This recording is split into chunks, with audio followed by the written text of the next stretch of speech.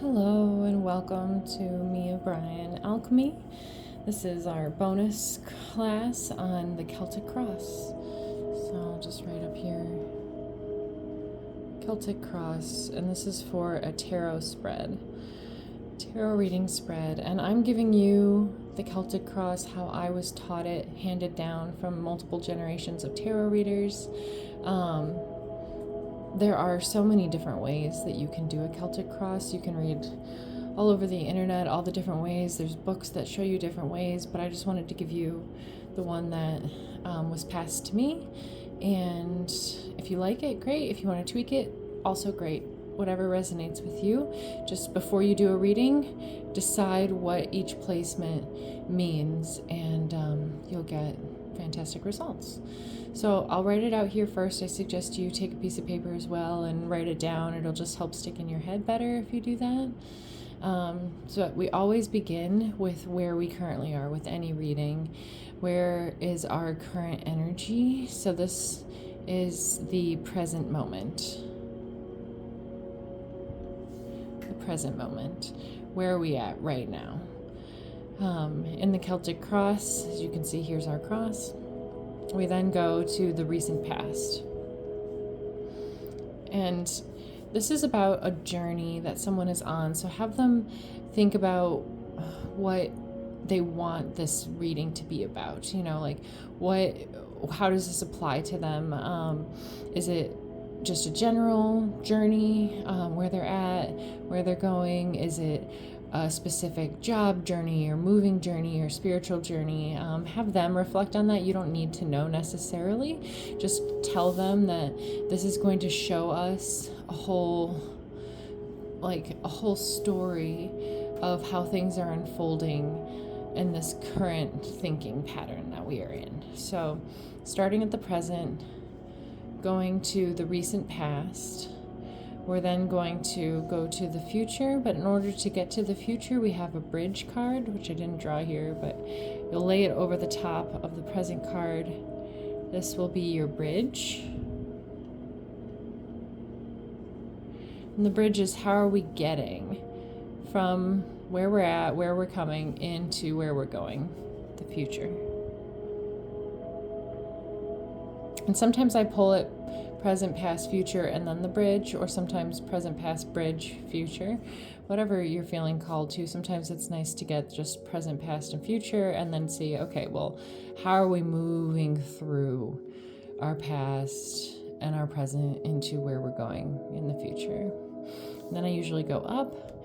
This card right here is going to be what is kind of on your mind. Sometimes this is our consciousness. This can be what's kind of also known as the crown, what's crowning you. Where's your mind at? What's crowning you? Imagine it's floating above you. I think of it as like, what are we kind of ruminating on or thinking on kind of a lot? So this tends to be our conscious mind. Where is it focusing? And then here, the way I was taught, this is where it converges a little bit or diverges a little bit. This is called the pocket in the way that I was taught it. A lot of the readings online will call it the subconscious. So whichever you prefer, the subconscious and the conscious, like what you're aware of, what you're not aware of. But the pocket, the way that I was taught it, is like, this is the card that's like helping you out. This can often be a hindrance, what's focusing on our mind over and over and over again. And this is like, how are we getting through all of this? What's really going to be assisting us? So the pocket is like our get out of jail free card, or our assistance in the situation. What can we turn to help us through this cycle? That's the way I like to read it. That's the way I was taught. But again, there are other ways. You can just think of it as the subconscious as well, which would be more of like what's below the surface.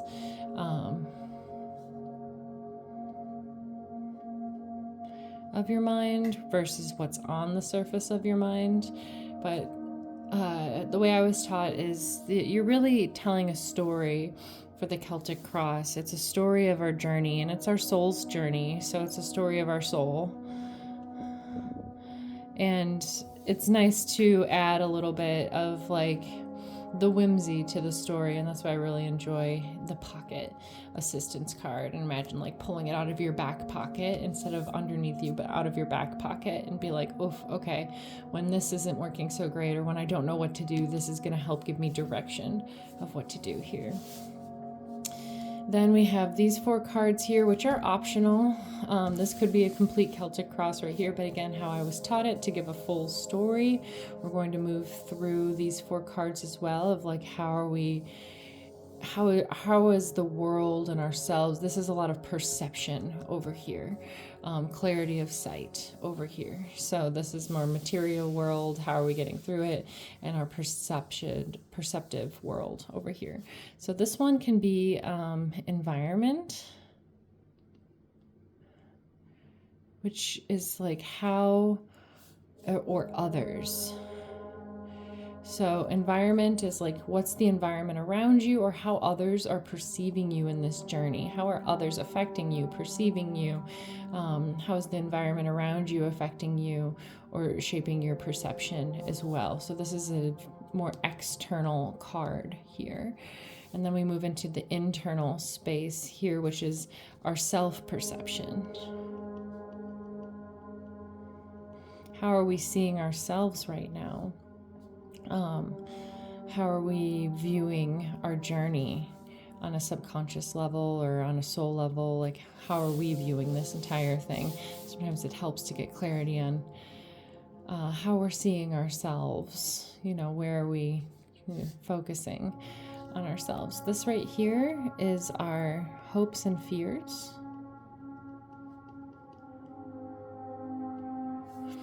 Hopes and fears card. So it's again, what are we hoping for? It's one card, so it shows both the light and the shadow.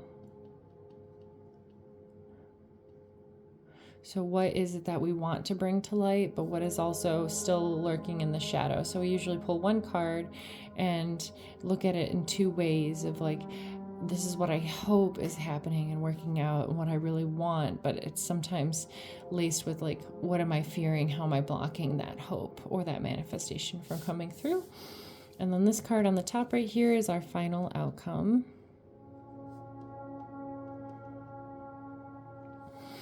And again, that's just like, how is this entire journey going to, just this instance of this journey going to come out for us? And so it's not like the final outcome of your life by any means, but it's like whatever it was that the focus was for this Celtic cross, like the job or the new relationship or a new spiritual path.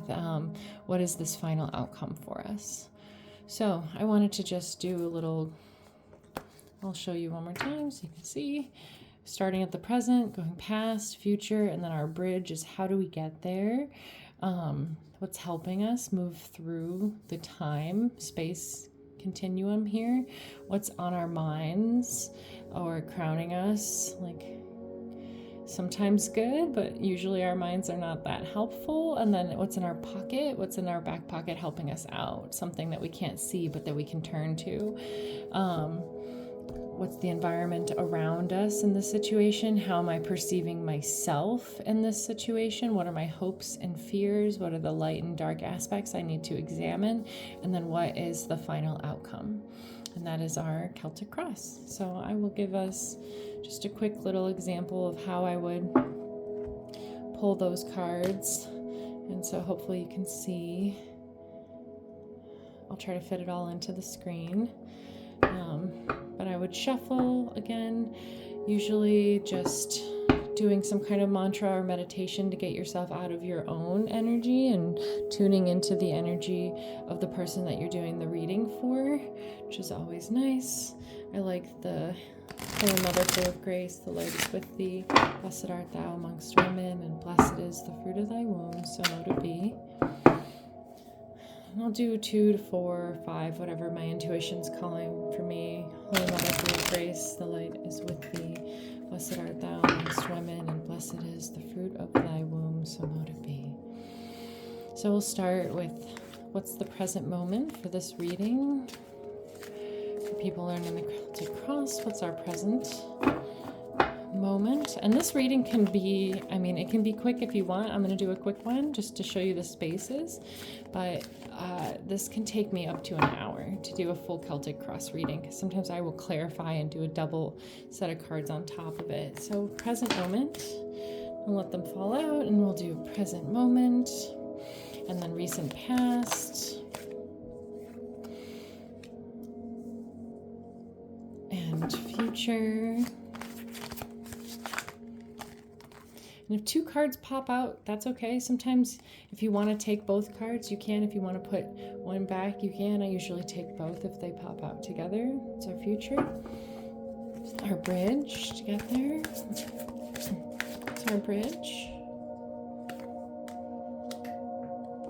And then what's on our minds.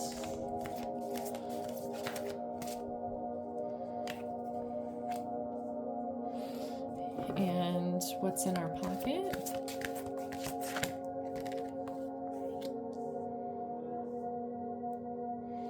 Okay, and so we'll start with this, and then I'll move them over so you can see. Present moment would be 5 of Cups, which means we're having a bit of like a reevaluation of our past heartbreaks, looking at the past, maybe stuck in the past, maybe especially since the Sun is our past card, like, oh, will it ever be as good as it was in the past? And again, I'm going to do this really quickly, so we're not going to do a full reading, but we're looking at something that has hurt us in the past and not able to see what is newly being offered. And in the past, there was like something very lovely and bright.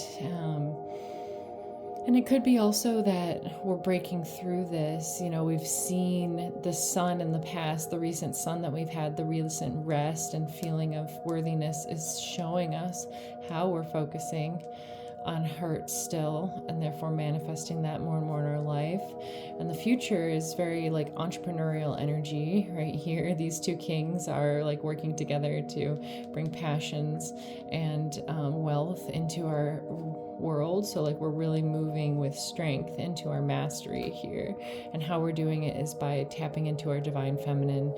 And she has a deep sense of the law of attraction, so she's seeing, it's like we're understanding, oof, when I focus on these things, that's what I'm going to keep manifesting. And so I really need to see my worth, my value, my beauty, my magnetism in order to bring me into the future and trust my magic wand, my magic cat, my intuition, trust my shadow, know that I can shine the sun, sunflowers here again, shine the light on this in order to move forward. And then what's on our minds, it's like we're a little bit impatient with this. He's a quick knight. Are we going to get assistance? Do we have a new passion? Which one do I take? Am I going to be able to focus on this? And so this is like contemplating probably a new endeavor, creative endeavor, or how do I bring this out of my heart? Like, what does my heart really want to do with this magic wand that I'm bringing into the future? So I'm thinking a lot about what my creativity is and how I can bring it into the world. And then my pocket, what's helping me out, how I read this card is in its shadow aspect usually. And so this is like, what's helping me is not listening to the news, not listening to other people's stories, not listening to their experiences necessarily, not letting that be a truth for me, not letting the quote-unquote reality of the world bring me down, or the reality of my past hurts bring me down. Not using or listening to any kind of words or communication that's going to cut down my manifestation, realizing that I have to speak love and joy into the universe to get it. So this card is kind of what's helping me is not listening to bad news, basically. And even if that's my own bad news, or not trustful news. So I'll move this over just a hair so that we can do the next row. And in this case then, I would have, what's the environment in this situation? How are others affecting or viewing the situation around us? Thank you, Spirit, for clarifying the environment for this reading. I'm going to do this one. So again, our environment is kind of, related to the Page of Swords. There's a lot of fear in our environment, maybe a lot of worry around us, contemplating, like the collective subconscious is full of nightmarish situations, and our pocket is telling us, like, don't listen. They're coming from a place that is not a place of truth, a place of the law of manifestation. They're coming from fear. And so this is not a helpful environment around us. This might be that we need some more boundaries around bad news or sad situations or stories, like sometimes we just need a little break, buffer.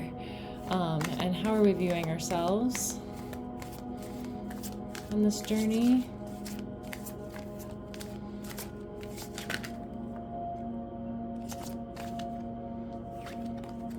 Justice. This is pretty apt. So Justice card, I'm going to read it just in this situation as I don't need to be the one that fixes everything. I'm starting to see that I can trust the universe, that the universe will bring balance and wisdom, that I can communicate through what I understand about the universe and how it works, rather than falling for like whatever the collective subconscious is bubbling up right now to clear. And so I can trust that no matter what this is, that the universe is good inherently, that there's rebirth after death, that there's balance being restored, that justice will be restored. And I'm seeing myself as a part of that, but not needing to implement it myself. Like, I'm restoring balance and justice into my life, but I'm not the one that's, fixing everything necessarily. And hopes and fears in this situation. Knight of Cups. Hopes and fears are that we will get assistance, that we'll get positive, good assistance, that we'll have, we'll be able to take this cup, this Ace of Cups, which is new love, new emotional understanding, compassion. And our fear is that, no one's coming to help us with compassion and love, or we're not going to be able to receive the wisdom, the abundance that comes from a clearer subconscious. So again, just doing a really quick interpretation of all of these cards. And the final outcome is our Seven of Pentacles, which is saying that we're taking a look at our Venus energy and what our Venus output is in this world. We're really going to take all of this information about like how I've been wounded in the past and how I really want to manifest in the future, and I'm going to reevaluate what seeds I'm planting so that I can make sure that I can reap the harvest that I sow. That I, again, exalt my feminine. This is our bridge getting us forward. And so how can I make sure that I'm listening to the divine feminine in a way that she is honored and rested, so that these masculine energies of the future can nourish me rather than giving away my energy to something else, probably, again, bad news or collective fears. And if I got something like this as a final outcome, I would usually draw again just to clarify it, because the Seven of Pentacles is kind of a card of like something needs to change. I'm really looking at like, what do I need to change? How do I need to exalt my feminine? What have I been investing in that's not paying off for me? And so with a card like this, I would usually pull again just to be like, okay, well, how are we? Any sevens means celebrate beauty, so it is a call to like physically celebrate beauty in your life, whether that's like go getting a new outfit or doing your nails or painting your home or picking some flowers and smelling them. Like, this is asking you to slow down and look for beauty around you, so you could just end with that. But again, I usually like to clarify on something that's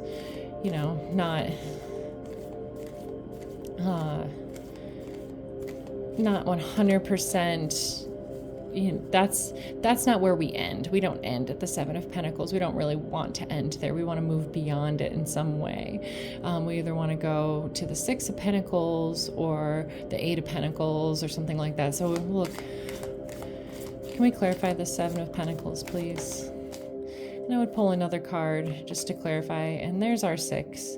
And so how we make sure that we're reaping the harvest that we really want to sow in all of our hard work is we really look at, like, what do I enjoy? What brought me joy as a child? What makes me feel unconditionally loved? And how do I bring myself back to my heart? Because Six would be our heart space. And so this combination together, the Six and the Seven, is where do I need to celebrate the beauty of my childlike creativity and abilities and passions. So anyway, this was our quick version of a Celtic cross. Let's see if I can get the full spread. We've got present, past, future, bridge getting us there, what's on our minds, what's in our pocket, our environment, how we're viewing ourselves, our hopes and fears, and our final outcome. So thank you.